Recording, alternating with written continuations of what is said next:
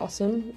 So hello everyone. Thank you so much for coming and for attending our latest Kumi Now online gathering.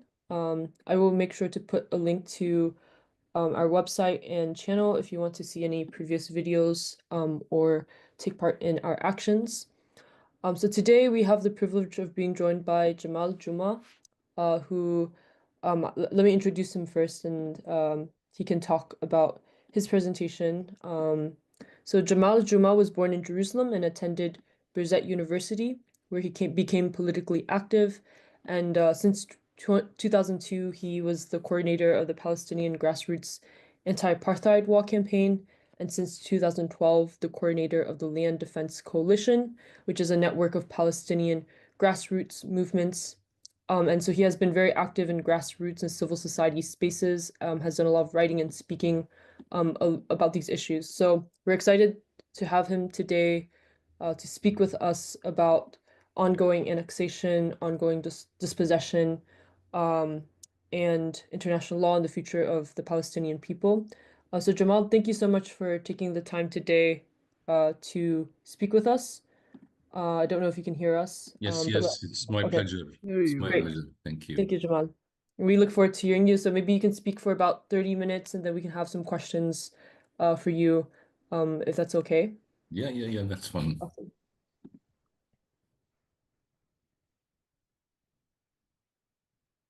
When we are going to start? Oh, you can begin now.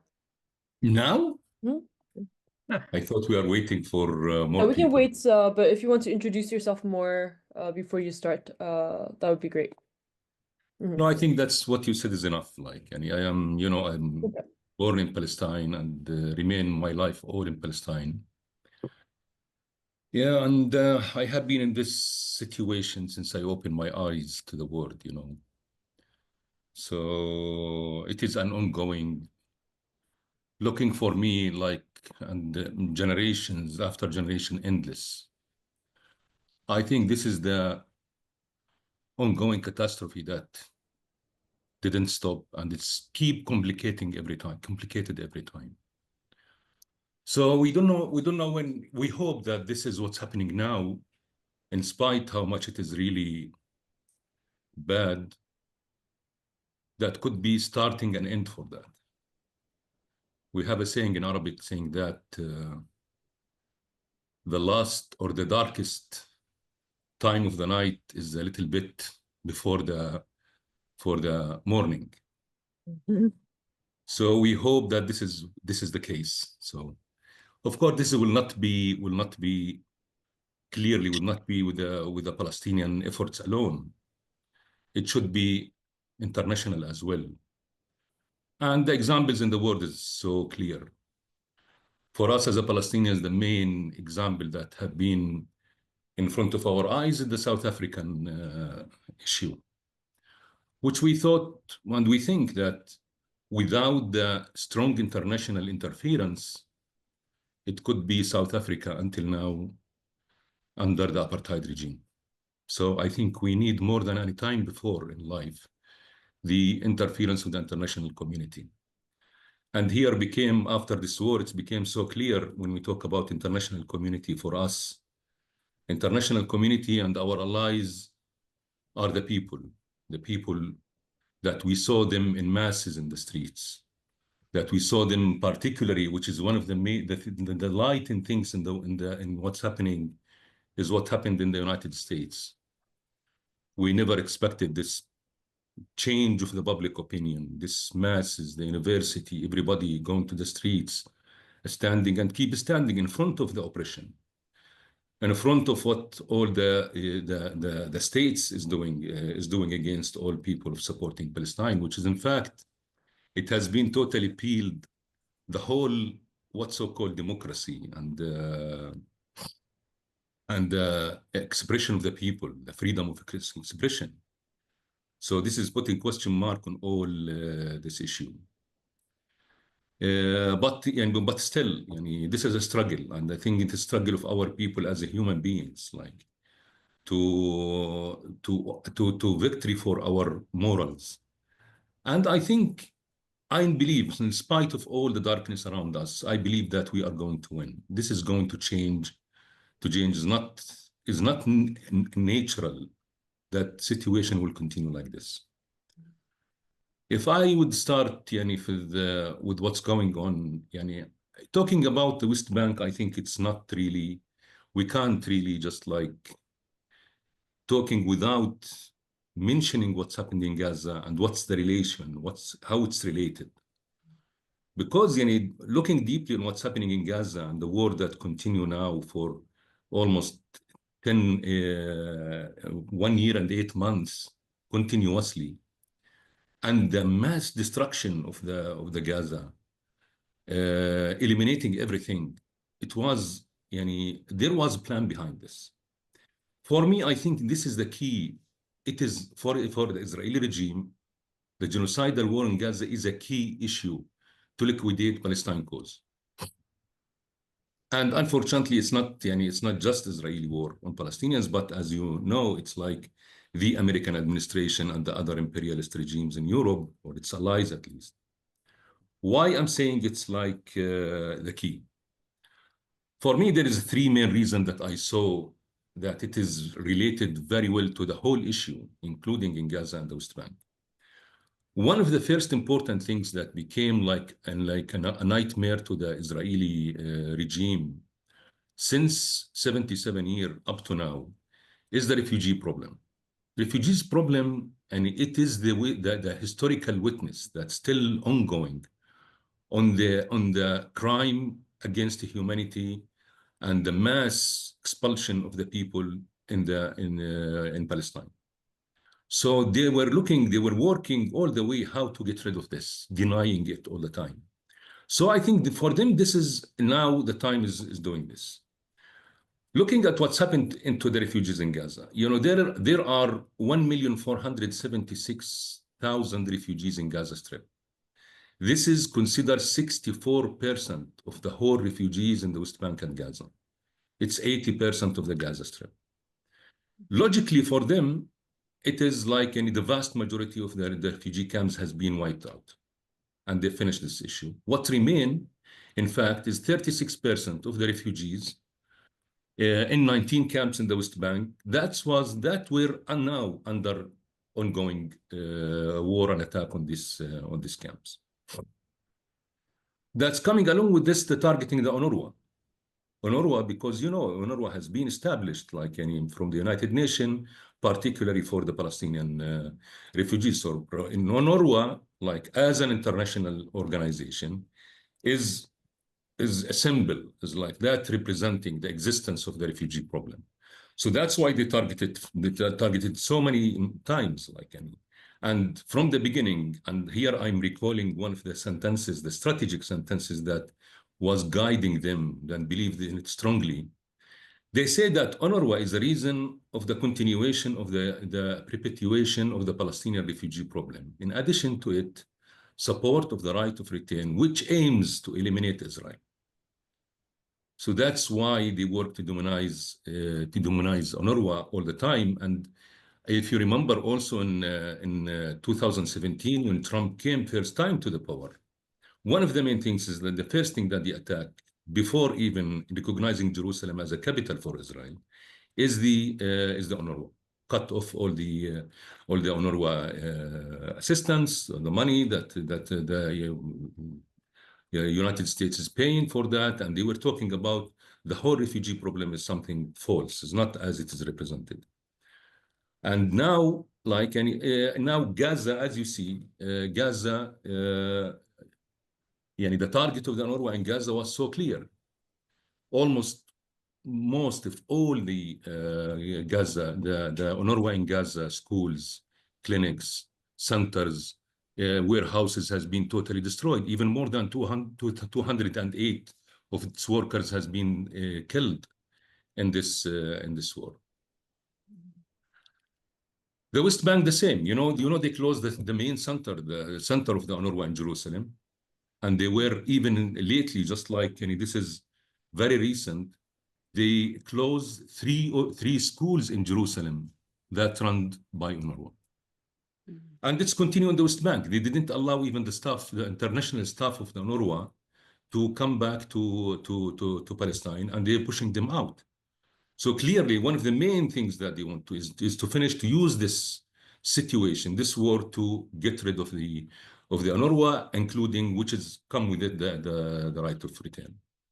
So in West Bank, in continuation of the attacking the camps, you know that yani, in West Bank it has been three camps that already now destroyed totally. No, and all its population has been expelled out, displaced. They are now scattered in the city and in the villages around the city. 50,000 people now, they are without places to stay in. And now it's over now, 100, more than 100 days, like over 3 months now, this is happening. The second reason why I'm saying that it is a key is the displacement of the Palestinians in general. They think in this situation, if they succeed to displace and to destroy Gaza totally and finish the Palestinians in Gaza, this is will make it easy to do this in the West Bank. This is from from one point. Yani the other point that nobody talk about, or there's no talk about, is Gaza all the time was support in the resistance of the West Bank. When there is attack in the West Bank, there is Gaza is like threatening there. So now the Palestinians has been left alone with a puppet regime in the West Bank that collaborating with Israel and also attacking the Palestinian people. Um,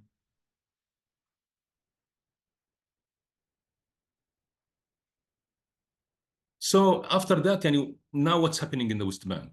Let's talk about this in details. In October, since October 7th, West Bank has been totally sealed off. State of emergency has been declared on all over the West Bank. Checkpoints has been activated, the already existed checkpoints between cities and between villages, towns. Number of checkpoints had been increasing all this time. It reaches now more than 1,000 checkpoints, roadblocks, and gates that has been closed. Almost if you come to Palestine, every village you pass, there is a metal gate on the entrance of the village. In any minute, they close it. All the roads that who came to Palestine that we used to go smoothly, it has been totally closed. People has to find ways. That's other than the humiliation, the dehumanizing that the people facing daily on the checkpoints. Just like yesterday, I would present something happened with me. I have an appointment with a Sawahli municipality. This is near Ma'ali Adumim in the east of Jerusalem, because they declare that they are confiscating 2,600 dunum to expand the settlement. So I talked to the mayor there. I told them we want to go to visit the area. We agreed to meet at 10:30. I know that the checkpoint is really bad in Kalandia and Jaba after that. So I start moving from Ramallah at 9 o'clock. I reached him at 1 o'clock afternoon. Means if I started from Ramallah to go to London, I will be in London before I reach that place. Simply, they closed one of the checkpoints, Jabba, and we have to wait there for this long time. I have to find a way to go around Ramallah to find another checkpoint, which is a Bet El checkpoint. There was a traffic on the checkpoint. There was big hundreds of cars standing. So there's no other option. So I have to stand with them. So it takes me 5 hours to arrive there. And this is the daily life. This is the daily life of the Palestinian people. This level of humiliation, this level of like any dehumanizing the people, aiming at make the people surrendering, to say, "Khalas, do whatever you want." So if you look at what's happening with the farmers and farming is one of the main things that the Palestinians depending on. Farmers is not anymore able to move their products from place to another because of this checkpoint. And if they move it, it will stay hours in the checkpoint, and that it reach to the markets almost wasted. The second thing is like any also the water. Everything is controlled by the Israel. Settlers also is everywhere in the streets. People have to find this very far ways to avoid them and avoid the military on the roads. So totally like any the agriculture And that's reflected on the markets, like it became so expensive, the vegetables mainly and the fruits as well. The animal husbandry, the animal production that came to the West Bank, it came from the areas in Area C, particularly Jordan Valley and Masafir Yatta and South Hebron Hills. And within this war, from the early beginning, they declare Area C as a military zone, close it, and immediately they start like any the terrorist settlers militias started launching attacks on the Palestinian communities, backed with the soldiers, and they start displacing them forcibly. Exactly at the same time, like and they go there with their guns, burning their tents, and they tell them leave.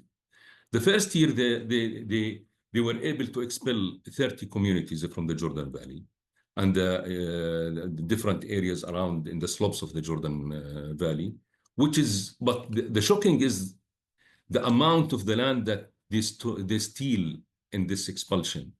240 square kilometers has been stealed by the expulsion of the Bedouins.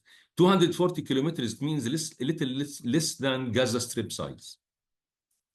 That's by ethnically cleanse the Bedouin from there. And it's continue. It's reached up now to 60 communities. And the land that has been already taken this way, stolen without any orders, without anything, it reached up to 890 square kilometers, which is 15% of the West Bank. That has been taken. This is the plan. They don't need to go to the courts. They don't need to have decisions from the military to confiscate for military or security reasons, whatever. Just like the settlers around with the soldiers, very organized militias goes around attacking within communities, seals the land, started there an outpost there, and khalas, nobody can be able to reach that area. What's happened in the north, which I talk a little bit about, which is that this is another story. Jenin and Tul Karim, Nablus to Bas, the northern districts of the West Bank has been under attack from the beginning, particularly targeting the refugee camps. Jenin and Tul Karim is the worst, in fact, the worst attacks there, as you know, and it's until now. And the Israeli military declared that they are going to stay until the end of the year. I will talk about what does it mean we'll talk about it later on. But this is not all. It is killing the people continue. Since the war until now, we have almost 975 Palestinians killed, 180 of them children.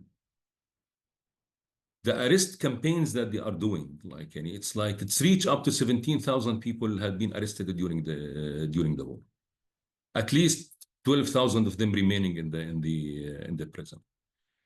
The other thing that's going along with this is because there is a plan. All what they are doing is a plan, and the plan is clear. The main column, let's say, and the base of the whole plan is the colonies, the settlements. So we witness a huge expansion of the settlements. The already existed settlements, outposts that they are creating all the time, infrastructure that they are constructing, and the plans that they declare that they want to start with. For example, lately, they declare that they are going to close the main road from Jerusalem to Jericho, from عند معالي أدوميم, after Al-Izariya to Jericho. They want to close it totally. This is a historical road. This is the road of Jesus from Jericho to Jerusalem. Never ever being, since thousands of years this has been closed. So they want to close it, and they want to close another road that going to that way from Anata. I don't know if you know the area, but this is an area that leads to what's so-called E1 area. So by closing this, the Palestinians has been stuck in the areas, in the villages, and all this huge amount of land from Mount of Olives, Anata, Abu Dis, Al-Izariya, until the Jordan Valley, the Jericho Dead Sea. Nobody will be able to go there. So what do they want to do to the Palestinians in order to connect from Hebron, Beit Lahem to Ramallah and other areas? They want to open a tunnel from Al-Izariya to Al-Zaim checkpoint, and from there you go in this apartheid road to Ramallah. And you know, it's Al-Azariya itself is a very crowded place. Can you imagine when you direct the whole south of the West Bank, which is more than half of the West Bank, when you direct it to the same road, how that situation will look like? That's other than the other main roads. For example, Kalandia at the checkpoint. They already started. They are almost finished the tunnel. They are opening tunnel under Kalandia checkpoint. Huge tunnel. They were since a year working on it.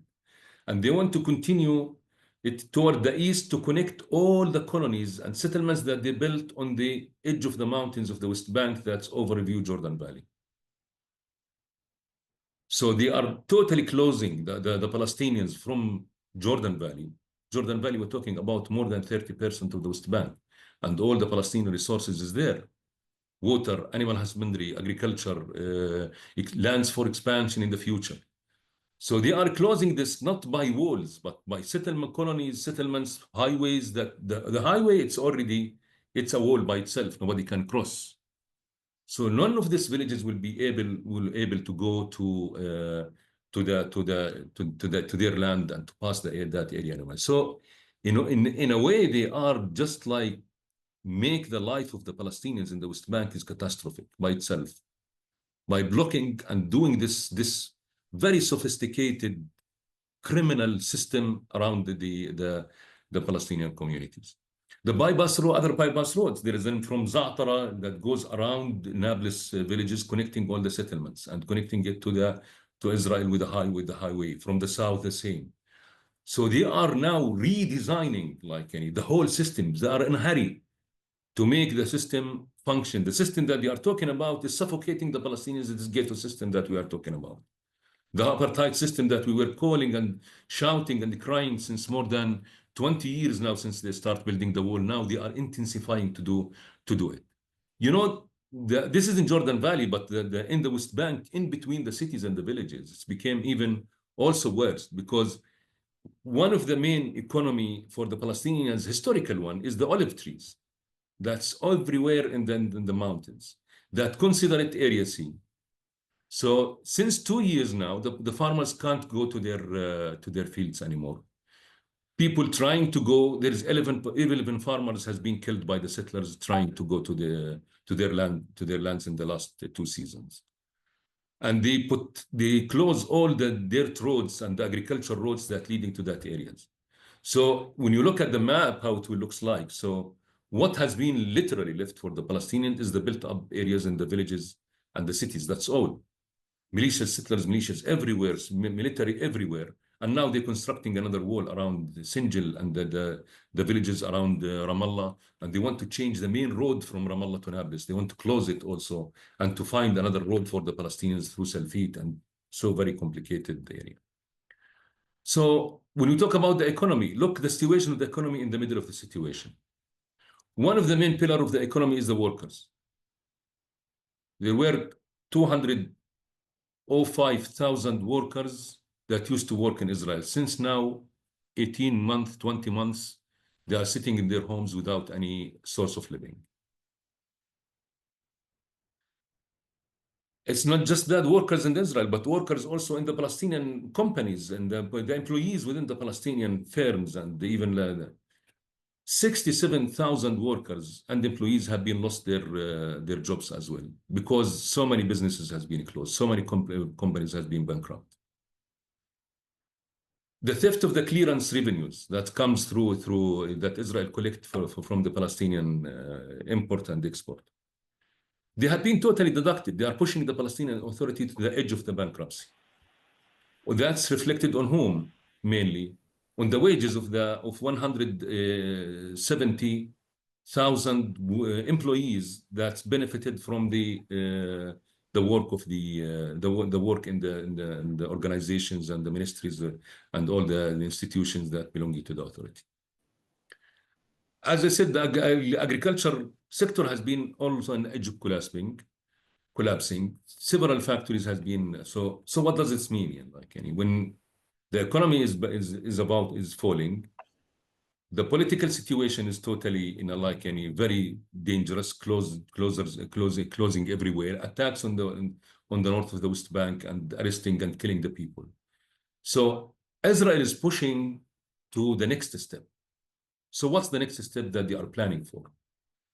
It's a clearly annexation of the West Bank. And this is, by the way, this is just a tools.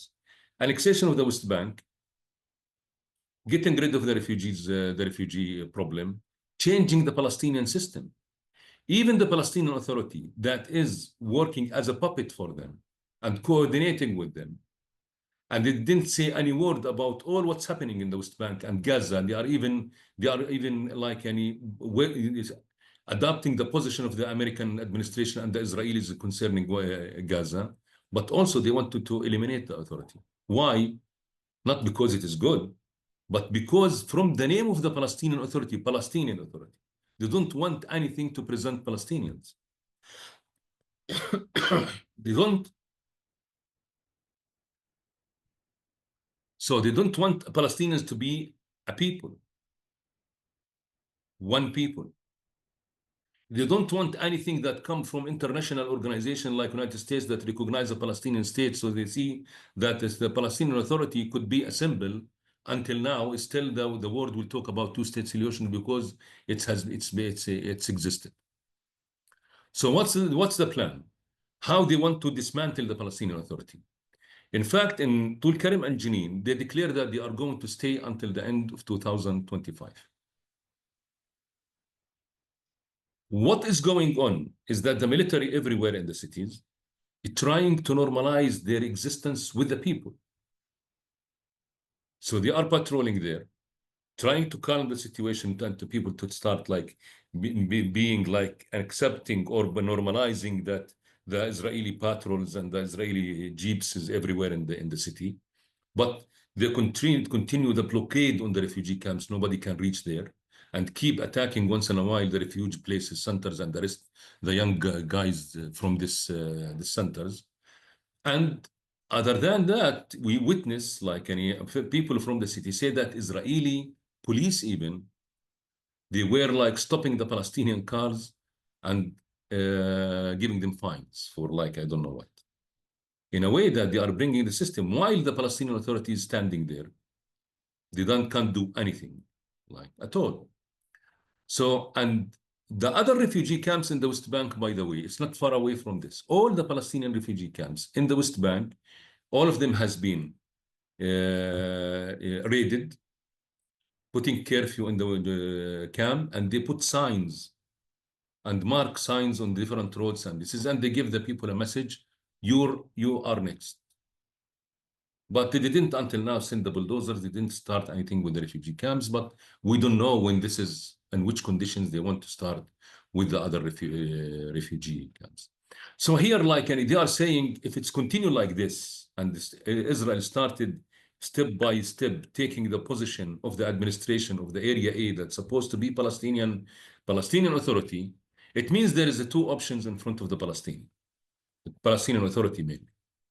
Either they will accept to keep their centers and to work under the orders of the Israeli army, or they will dissolve them and will create a new administrations that they created from how they understand.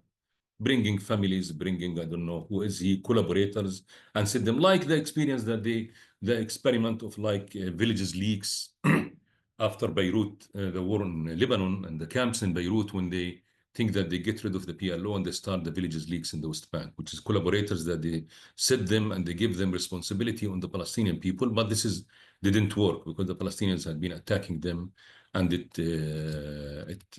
finished. So I didn't see in a way that the situation just until now that this plans is interrupted. Especially that also there is another steps that the Israeli government, especially Smotrich and in his financial ministry or Ministry of Finance, they started, which is liquidating the civil administration. Civil administration is this body, military body that established in 1967 to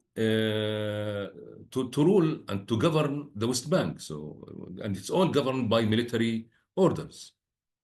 So they, like a month ago, like any or years ago, 1.5 years ago, Smotrich appointed a vice president of the civil administration, who he is the mayor of the Benjamin block of settlements in the West Bank. One of his colleagues is very fascist, and he's civilians. He's not in the army, and most of the responsibilities he transferred to his hands, and particularly the confiscation of the land, organizing the settlers. The settlers has been trained, weaponized, and they were like given all the possibilities, either from weapons that Ben Gvir has been given to them, the training, and four-wheel drives vehicles, drones, and he gave them the responsibility or the possibility to arrest the Palestinian farmers and to confiscate their properties, like tractors, like trucks who's going to the area, to the Bedouin communities. One of the problems that we face when we want to go to the Bedouin communities that all under siege, by the way, it became a dangerous. You have to smuggle there. Like any car goes there, they will confiscate it immediately. There's cameras everywhere. Any car goes to any of these Bedouin communities, they were jumped there, the military, and joined by the settlers. Why you are coming here? Like they check the car if you bring any assistance, humanitarians for them, and they take it away. So what's the way out? Yani, that I think like it is.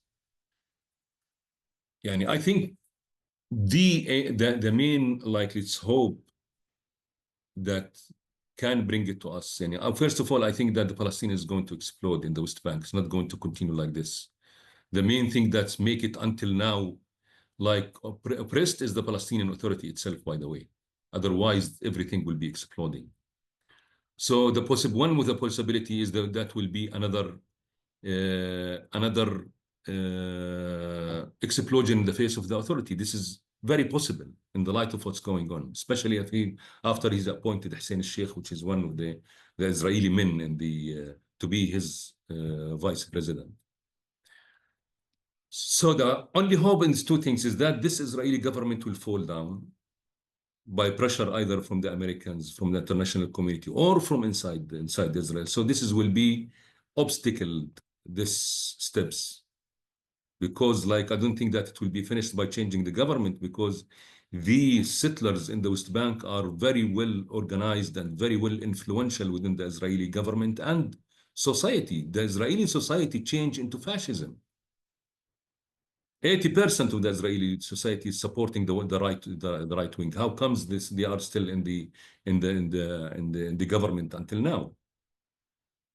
So the main thing is the pressure from outside. One of the main pressures that had happened and still must continue is the people pressure. People pressure, like any, and the isolation of Israel. Israel today is a pariah state, and we have to keep working for that as a people. So Israel has been to be isolated, boycotted. Boycott BDS is the main thing, that the strategy that we are calling the international community, the peoples, our supporters, our friends around the world, like any social movements, human rights movements, trade unions, everybody. This is the way to pressure the regimes in their countries, and also to isolate Israel, to make them understand that this is not acceptable. It's absurd, 20 months of televised genocide doesn't move people.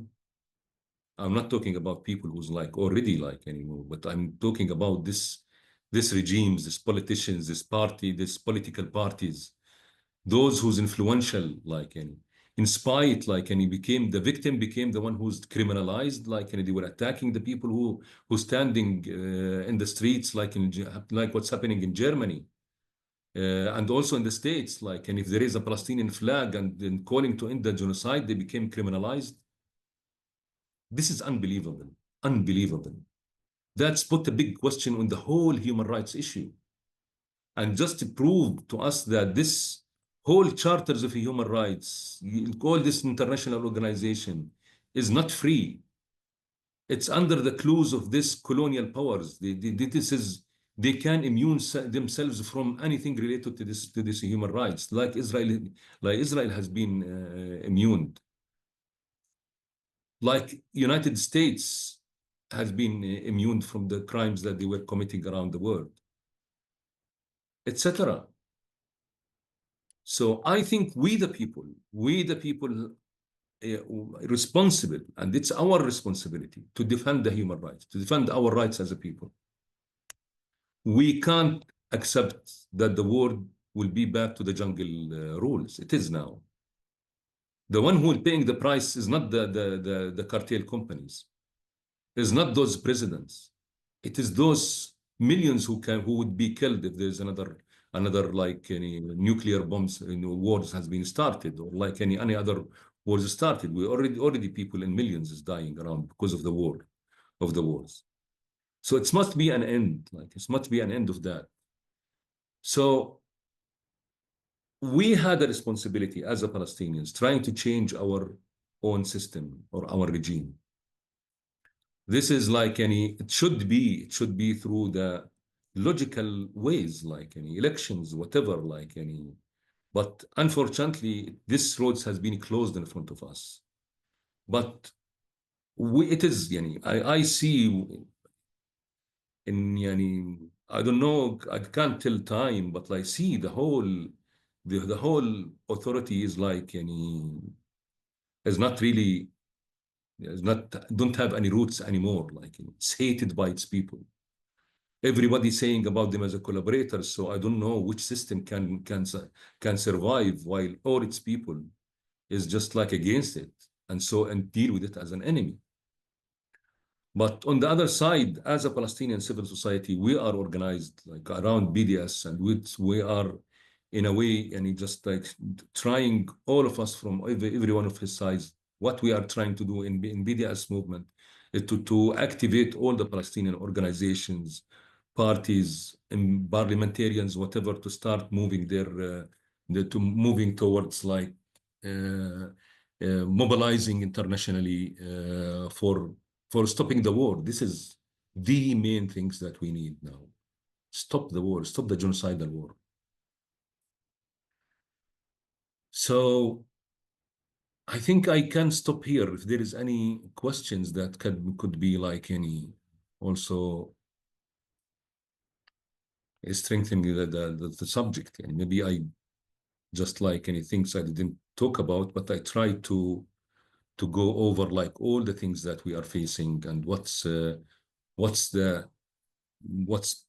politics on the ground like. They didn't talk about Trump and what he's doing now, and how this is reflected, the possibility of stopping the war. There is a kind of a hope that's coming, that could be stopped, because we feel that the whole world fed up with Israel and fed up with Netanyahu and fed up with these crimes, can't handle it anymore. So uh, somebody must stop and say enough. Yeah.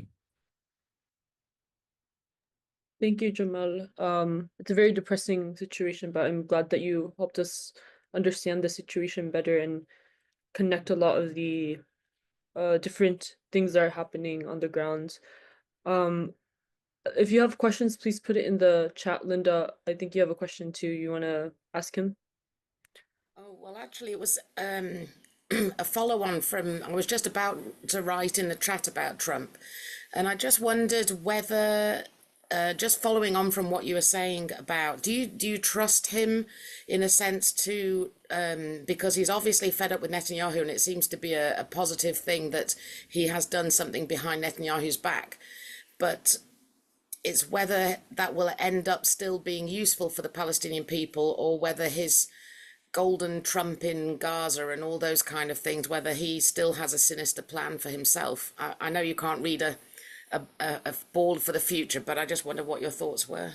No. You can read from what is Trump and how he is thinking. Like, yeah, and we don't trust Trump at all. Like, this is a man that you can't trust. Not us as a Palestinian, no, not you as an American people as well. And Trump, like, why he started like avoiding Netanyahu. because Trump clearly start feeling and afraid that the whole American interest in the region is totally threatened, and particularly the Trump plan of collecting money. That's why, like any, he went and started talking with the Iranians, because he knows that no way Netanyahu will allow this to be happened and will keep all the time to disrupt this. But for the Americans' interests is with the Gulf, and if there's any war happened or they bombed Iran, Iran will bomb the oil.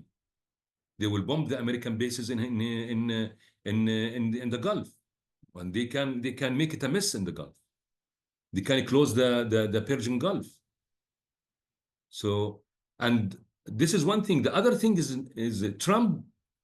What his philosophy and what he's doing. He want to collect money. He don't want to spend money.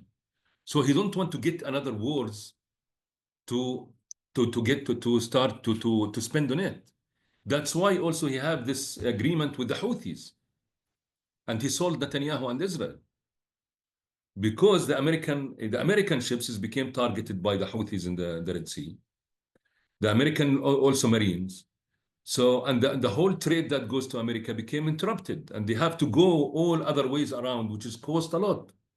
So this is also like affecting in way or another his plan, disrupting his plans, and the economy that he's now the angel that's going to rescue the American. So that's why he went to the Houthis, and he agreed with them clearly. I am not talking about Israel. I'm talking about the American ships and the American Marines. So he get an agreement with them. That's another story. The other story also in Syria, because Netanyahu was pushing for to go into more wars in Syria. So the Turkish stood up for him and told him, we are not going to allow another chaos in Syria that we are paying a price of 15 years. We are paying a price of it. We have millions of refugees. We are not allow this to be interrupted. And they make it clear to Trump, and Trump backed the Turkish for all this reason, because Netanyahu became a monster, like, because all what he's occupied with is now ending the Palestinian issue, eliminate the Palestinians. And the other thing, the main important thing is to keep himself in power. He is like, this man is like, he's crazy. He's just like have this, what we called it, the feeling of the greatness. Like he want to be the King David. He want to be the King Solomon. He want to be that rescue of Israel. So it's not, and of course he's not rescue Israel, by the way. He's just destroying Israel, in fact. So he knows that if he stopped the war the second day, he will be in court, and his whole political future will be finished. So, but this doesn't mean that Trump is stop being a friend of Israel. No, this is like an absolutely no. And Trump didn't leave his ideas of like he didn't say anything clearly about the expulsion of Gaza. Like if it's finished, he talked about how Gaza people is so they suffered so much. They are poor people. They are now starving. So we are dealing with this. We will send medicine. We'll send that. But he didn't talk about stop the ethnic cleansing and the genocide that's going on. So no, not at all. Like we can't in any way trust Trump. Like the thing that helps us is that Trump feels fear about like all his plans in the Middle East to be interrupted.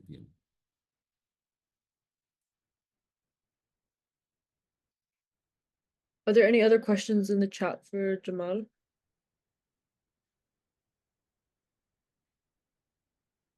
I wonder if you wanted to also talk more about the to help us understand the complicity of neighboring countries and what this also means for people who are engaged in BDS, for example, in like Western countries, but what does it also mean for, like Arab countries, for example, that have been complicit over the years in annexation and ethnic cleansing of Palestinian people? Yeah, there is two things when we talk about the Arab world. in fact, the dark part of it is that all those countries that they were totally complicit with the war on the Palestinians and the genocide. I'm talking mainly about countries like United Arab Emirates, like Morocco. The worst is the United Arab Emirates, that they were opening like all their airports and opening their all this channeling of the food and from the early beginning of the war. Even like they were having visiting solidarity visits with Israel, like in for us, like we consider it's like the second Zionist state in the Middle East, like in Emirates. We know how bad this puppet regime there that plays a destruction rule in the different countries of the Middle East. The Middle East, particularly now, what's happening in Sudan, the crisis in Sudan and the massacres in Sudan. The Emirates is strongly behind it. So Jordan regime, like in Saudi Arabia, Bahrain, Emirates, those are being complicit. Those are shameful, like shameful on their people, like because the people is not like that. And in support of my argument is that the BDS has been growing so fast in Jordan, for example, so fast. And they have been able to stop many of the either companies complicit with the occupation, like Carrefour, or others like any other trades with Israel that was coming secretly. So they were really doing a very good job in Egypt, in Tunis, in Morocco, in Lebanon, in Iraq, in Kuwait, in Oman, even in Bahrain itself. So there is like the BDS really groups has been growing up there and became much more organized.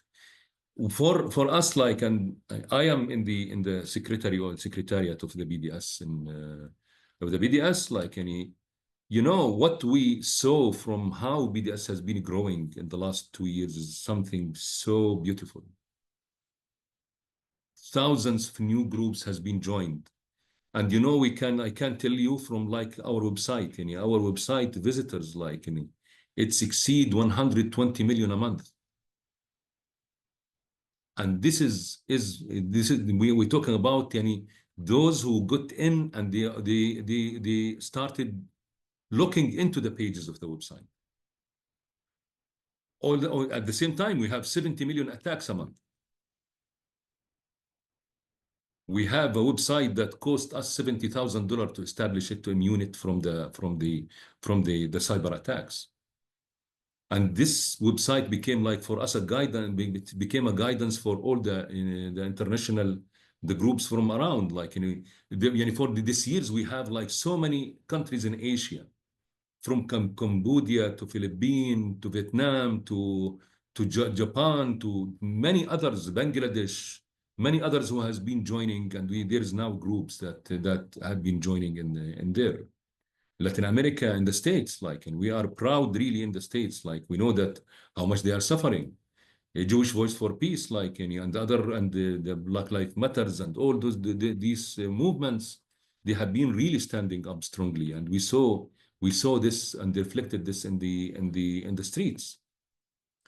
I have been in the conference last year, like this time exactly. I have been in the States for the Rising Majority conference, and I have been meeting all of their representatives there, like, and really something given a hope. And there is a fight that's going on the legal fights that going on in the States, in Europe, and all those countries that they are targeting the BDS activists in the world, and it's still going on.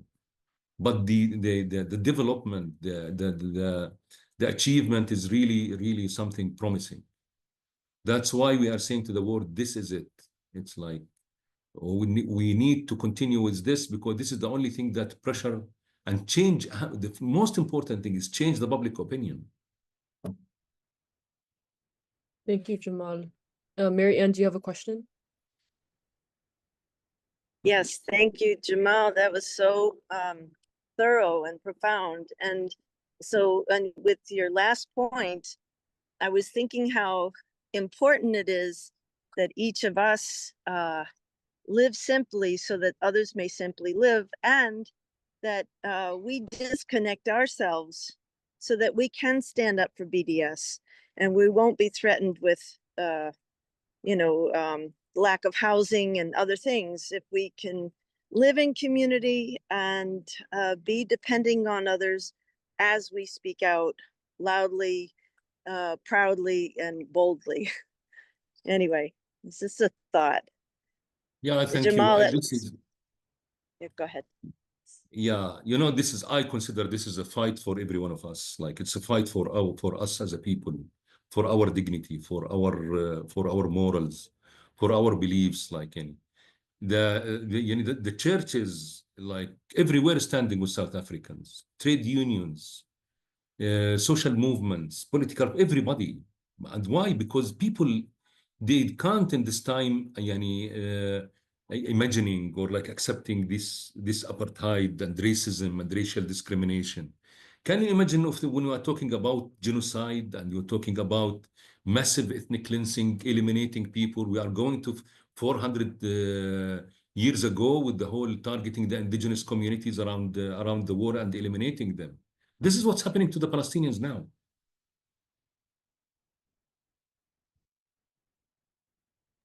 Thank you, Jamal.